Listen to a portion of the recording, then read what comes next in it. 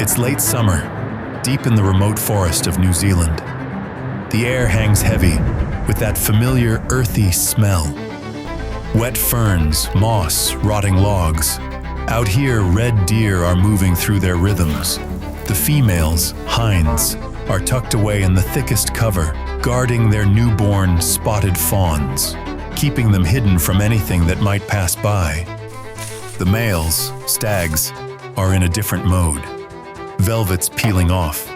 They're rubbing hard, thrashing branches, scraping trunks, antlers hardening up, getting ready for the upcoming breeding season, the roar.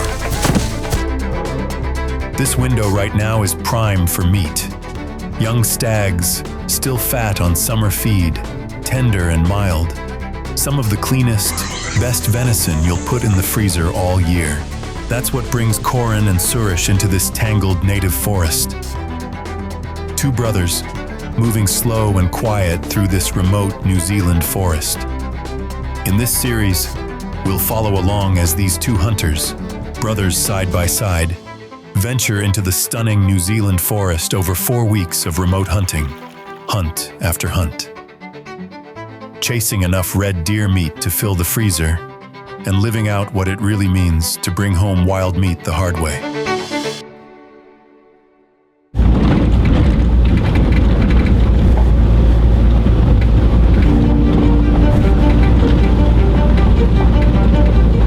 First morning, still dark.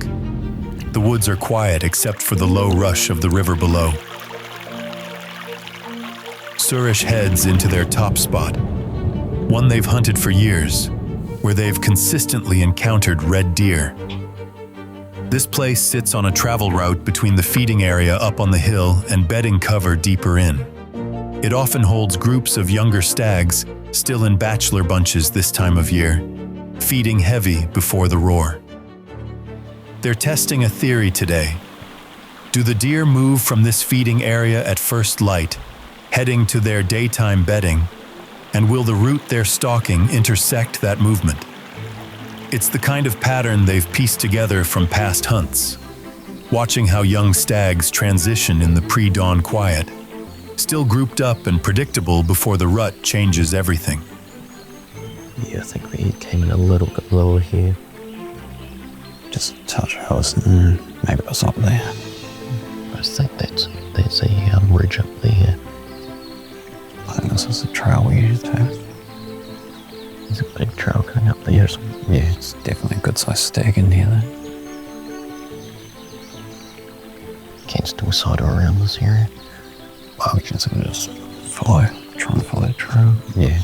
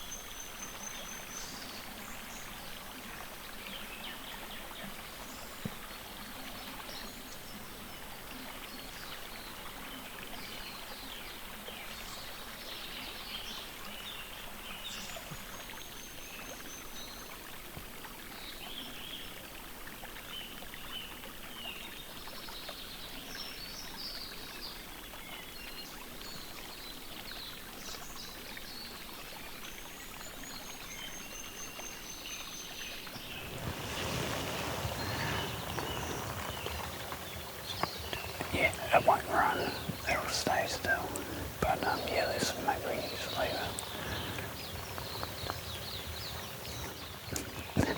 Such a cute little bugger.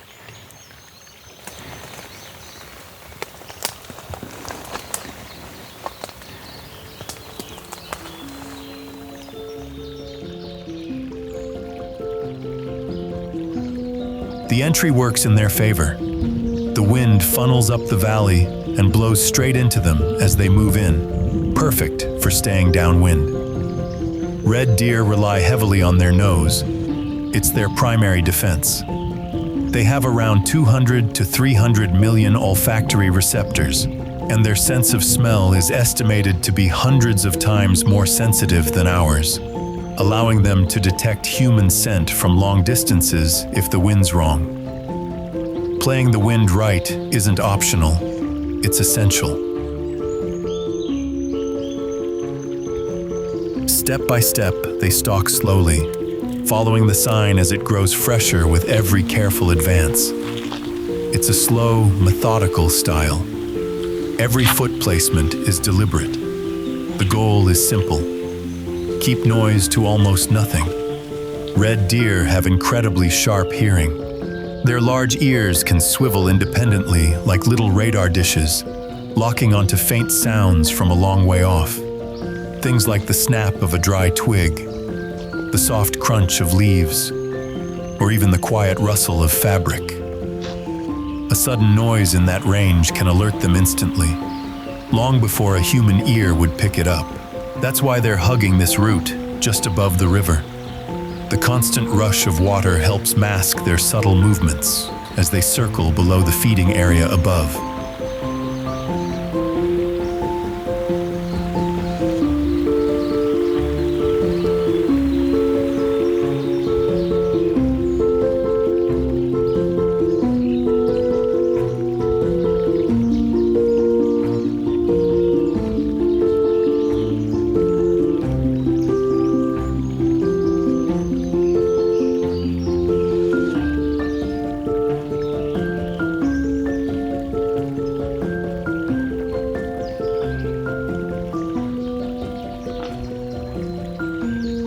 There's a ridge up there. Can we just pop up to that bird up there and just have a sit down for a few minutes? Yeah, in case anything walks around. With the sign growing fresher and the morning light now filtering through the canopy, the brothers make a decision. They ease their way uphill toward the main feeding area, towards the top of the hill. Instead of pushing straight through, they choose to sit and wait. They find a quiet spot with a good view into the open patches where the young stags have been feeding. It's probably actually one of the best spots to sit. Yeah. Getting it going like right through there. It's actually a really good blind. Yeah, it's a huge feed area. With rifle at hand, wind still in their faces. This is the other side of still hunting, the patient half. After the slow, careful approach, now it's time to become part of the landscape. Let the bush settle around them. Let the normal sounds return. Sometimes the best move isn't to keep moving. It's to stop, stay still, and let the deer come to you.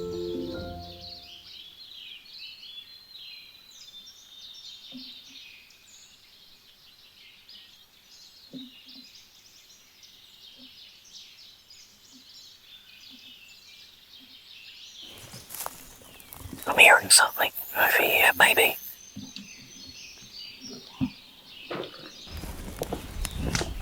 Yep, I can hear it. I'll be on the other side of this. I found one. Very nice.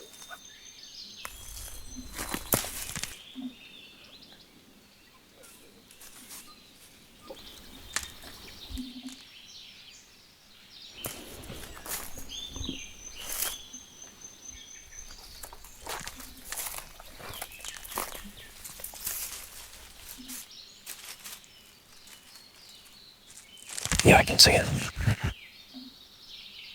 Me?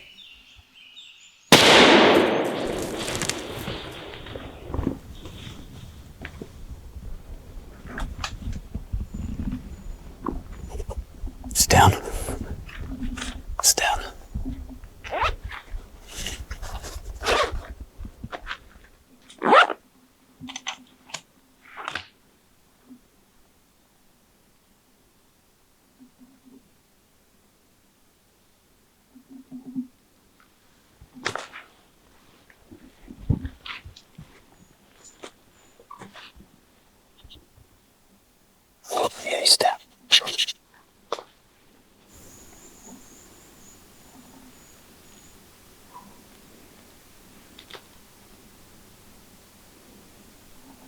still down there, so.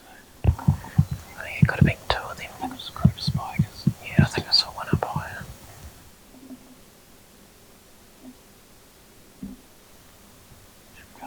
Yeah. Can't hear something else. It's just up to the right of that white tree.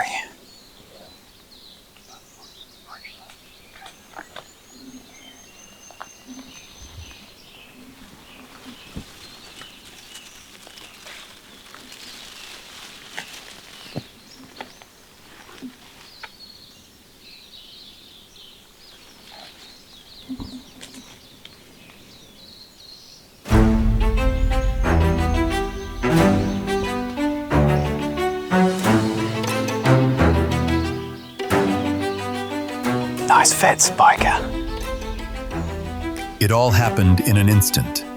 After sitting and watching the main feeding area for about 15 minutes, wind perfect, position well hidden, they began to hear the occasional distant snap of a twig. They weren't sure where it was coming from. They sat motionless, eyes scanning the ground ahead. Then came a sudden scuffle of movement behind them. I'm hearing something over here, maybe. Suresh shifted position, now facing the hill just above them. With solid cover and a good rest, they sat completely still, waiting. Yep, I can hear it. Then came confirmation.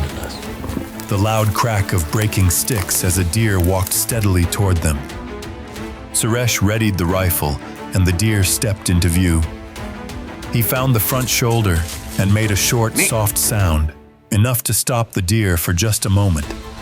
Then he squeezed the trigger. It had died instantly. The perfect outcome. It's down. It's down.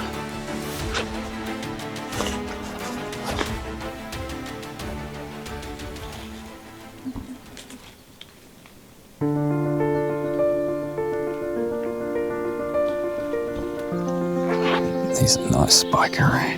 Good feel. It's almost identical to the other one we got. Nice. Nice spot, eh? Perfect spot. A bit bigger than a spiker. It's got a couple. Oh, he's growing velvet, isn't he? Yeah.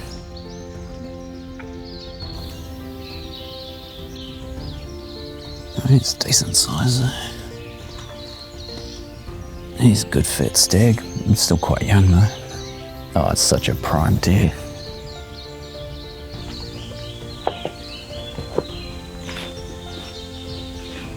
Because I was crouched down, I was like, oh, I'm in a bad spot. Then when he started coming out, I was like, oh yeah, there's deer. Oh yeah, I saw a little bush move, and then I just saw an animal move. Then you made like a mute noise, and I was like, oh, I wonder where it is. It's like complete broadside out in the open. I'm just like, whoop, there it is. Yeah, because I could see where he was walking, and I was like, stop him now. It felt good, but then I was like, when I was first crouched, I was like, I could take a shot now, but I'll be behind the shoulder. That's when I made the noise and then moved. Yeah, I saw it. He just jumped. I saw him. I fired, saw the shot. He jumped and then just stopped and crashed down there, basically. A clean heart shot.